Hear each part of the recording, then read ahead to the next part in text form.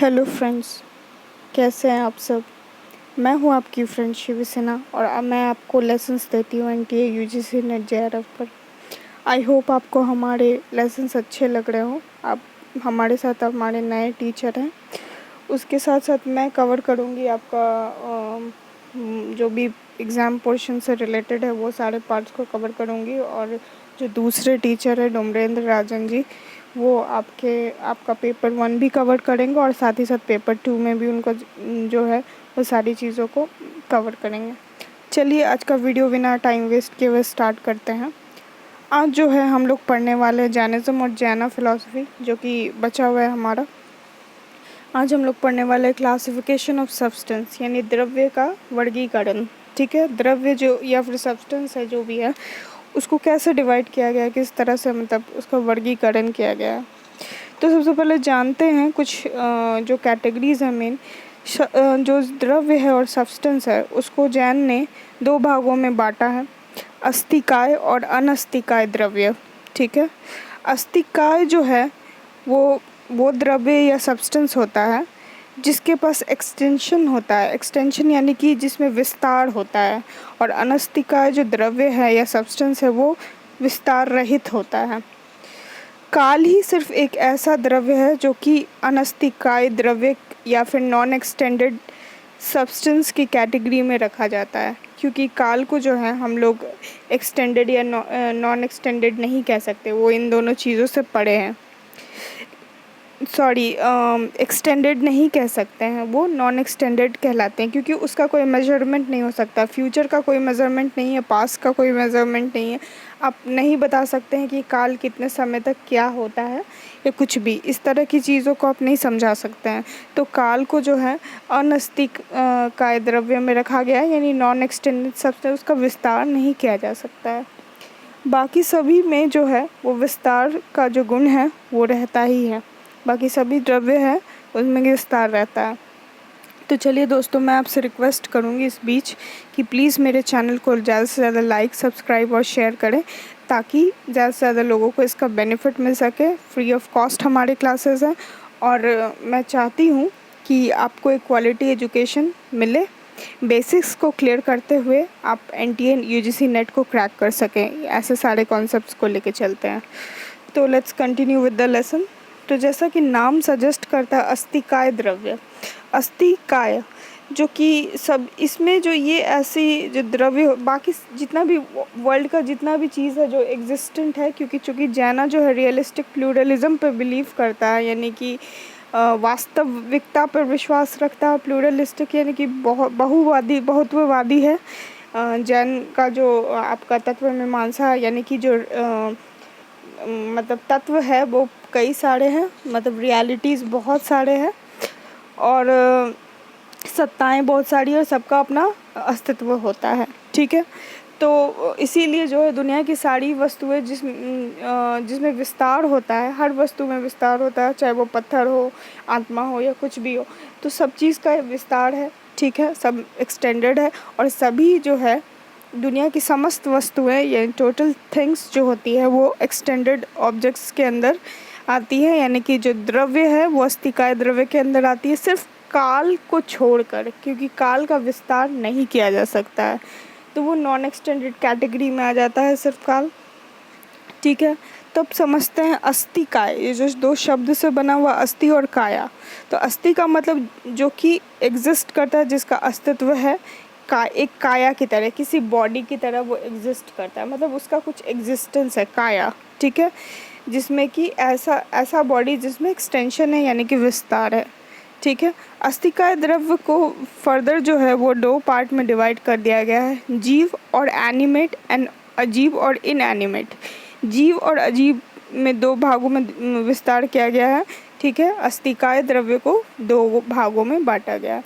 तो इन 2 ये जो छत्रियाँ हैं, ये छत्र छाया, इन 2 छत्र छाया में संसार की समस्त वस्तुओं को विभाजित किया जा सकता है, कैटेगराइज किया जा सकता है इन दो अम्ब्रेलास के अंदर, जो कि ever lasting uncreated, ever lasting का मतलब होता है अनंत, जिसको कब तक चलेगा कोई अंत नहीं है इसका, अनक्रिएटेड जिसको कोई उत्पन्न करने वाला नहीं, तो इटर्नल यानी कि शाश्वत, और को एग्जिस्टेंस यानी जीव और अजीव दोनों ही एग्जिस्ट करते, दोनों की ही रियलिटी को हम झुठला नहीं सकते।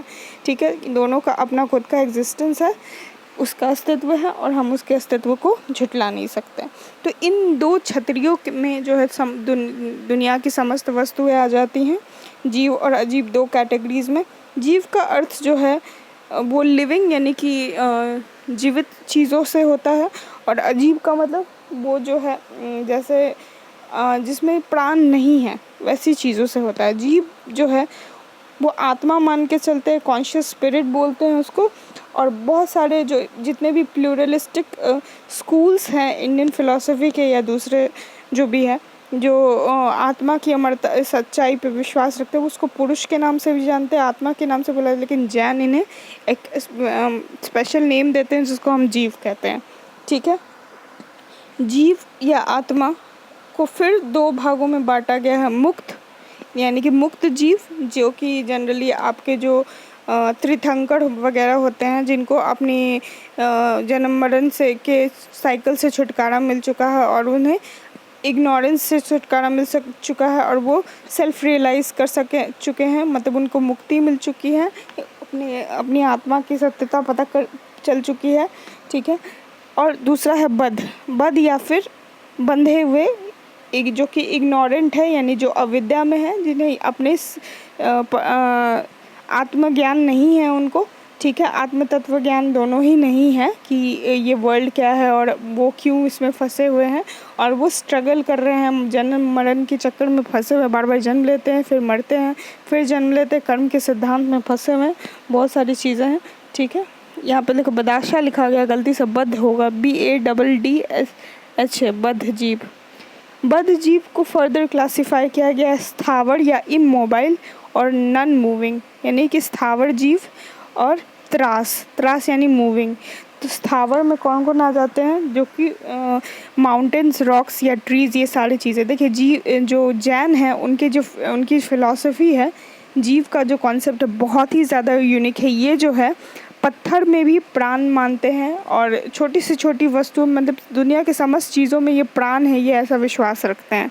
ठीक है, जो भी चीज़ का अस्तित्व है सब में प्राण है, बहुत ही माइन्यूट फॉर्म में है लेकिन ज़रूर है, माउंटेन्स में भी, रॉक्स में भी, हर चीज़ में। इसीलिए जो है जैन जो है वो मतलब किसी भी जीव को किसी ना किसी तरह का हानि नहीं पहुंची, यहाँ तक कि वो पत्थर को भी किक करने पे विश्वास नहीं रखते हैं, किसी एंट को मारने पे विश्वास नहीं रखते, मतलब हिंसा जो है, हिंसक चीज़ें नहीं करते हैं। हर चीज़ का इससे एक बहुत ही आइडियलिस्टिक व्यू निकल के आता है, जना कि इकोलॉजी को भी सपोर्ट करते हैं, मतलब कि जो हमारा इन्वायरमेंट है उसके प्रति एक रिस्पेक्ट है, एक तरह से देख के आता है। तो जैन फिलॉसफी जो है मुझे पर्सनली बहुत अच्छा लगता है, क्योंकि ये इसमें बहुत सारी चीज़ें मिल जाती हैं, हमें बहुत सारी यूनिक एलिमेंट्स मिलते हैं, जिसमें कि इक्वल रिस्पेक्ट है हर लिविंग क्रीचर्स को लेके।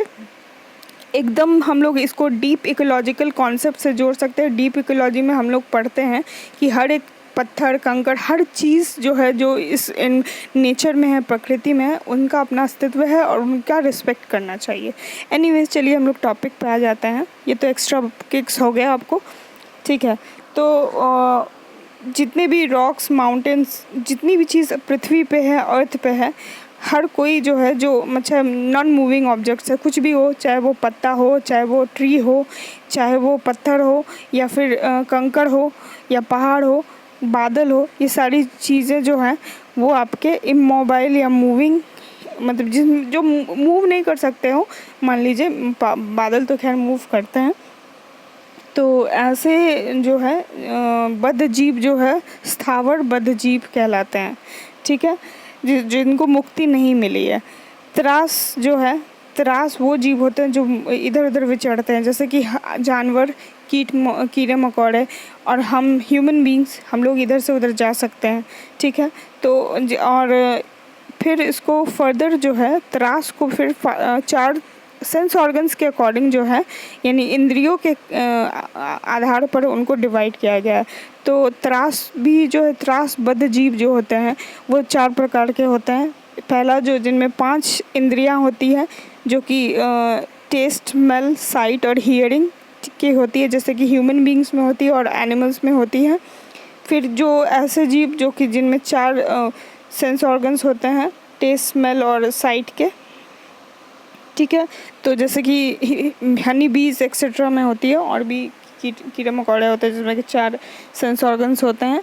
तीसरा जो हो गए वो 3 सेंस ऑर्गन्स वाले जानवर हो गए, जैसे कि चींटियाँ, ठीक है, जिसमें कि टच, स्मेल और टेस्ट के सेंसेस होते हैं। और चौथे जो और लास्ट है वो 2 सेंस ऑर्गन वाले जीव हो गए, जिसमें टच और टेस्ट है, जैसे कि वर्म्स, कीड़े मकोड़े, ठीक है। अब आ जाते हैं अजीब पर। तो अजीब या फिर इनएनिमेट, जिसमें प्राण नहीं है, उनको क्लासिफाई किया गया है 4 कैटेगरीज में: धर्म, अधर्म, आकाश, मैटर और पुद्गल, ठीक है। मैटर को पुद्गल का नाम देते हैं जैन, ठीक है, यानी जो आपका मतलब जड़ है उसको वो पुद्गल के नाम से बुलाते हैं। धर्म का मतलब हो गया यहाँ पे मोशंस है, मोशन यानी गति। अगर कोई पंखा हिल रहा है तो जो हिलना, पंखा का जो चलना, हिलना जो है वो उसका धर्म है, उससे वो हवा देगा, ठीक है। अधर्म क्या होता है, रेस्ट को यहाँ पे कहता है। धर्म अधर्म यहाँ पे दूसरा हो गया, ठीक है, जैन के अकॉर्डिंग। धर्म का मतलब हो गया मोशन और अधर्म का मतलब हो गया रेस्ट। आकाश, आकाश यानी कि हम जो स्पेस है जिसमें हम रहते हैं उसको हम आकाश कहते हैं, ठीक है। स्पेस से बाहर भी कुछ एक आउटर स्पेस है, इसको फिर हम लोग जब विस्तार से जानेंगे आकाश के बारे में तब हम लोग जानेंगे कि आकाश कितने प्रकार के होते हैं, ठीक है।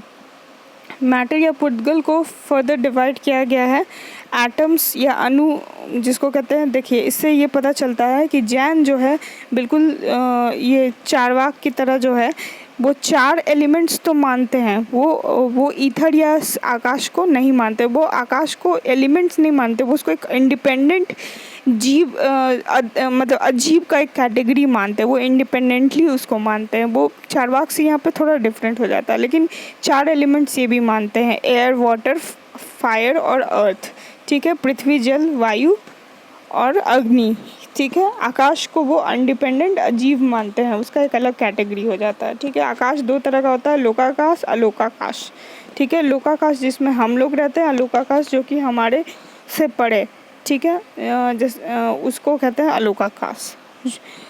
कंपाउंड जो मैटर का फॉर्म, जो मैटर जो है हमें कंपाउंड फॉर्म में या संघात जिसको कहते हैं उस फॉर्म में भी मिलता है, जैसे कि पानी, हवा, ये सारे कंपाउंड फॉर्म में मिलते हैं, वो एटम के एटमिक फॉर्म में नहीं होते। H2O हाइड्रोजन के 2 मॉलिक्यूल्स और ऑक्सीजन के 1 मॉलिक्यूल को मिला के जो है पानी बनता है, तो कंपाउंड फॉर्म में भी दिखता है हमें। तो ठीक है, चलिए अब एक फ्लो चार्ट देख लेते हैं। देखिए, सब्सटेंस को जो है यानी कि द्रव्य को जो 2 भाग में बांटा गया है, अस्थिकाय और अनस्थिकाय। अस्थिकाय द्रव्य को जो है वो जीव और अजीव में बांटा गया है। जीव में जो है मुक्त और बद्ध जीव में बांटा गया। बद्ध जीव से स्थावर और त्रास जो है वो 5 इंद्रियों वाले, 4 इंद्रियों वाले और 3 इंद्रियों वाले और 2 इंद्रियों वाले में बांटा गया। अब आते हैं अजीब में। अजीब जो है वो 4 प्रकार के होते हैं, वो है आपके धर्म, अधर्म, आकाश और पुद्गल जिसको हम मैटर के नाम से भी जानते हैं।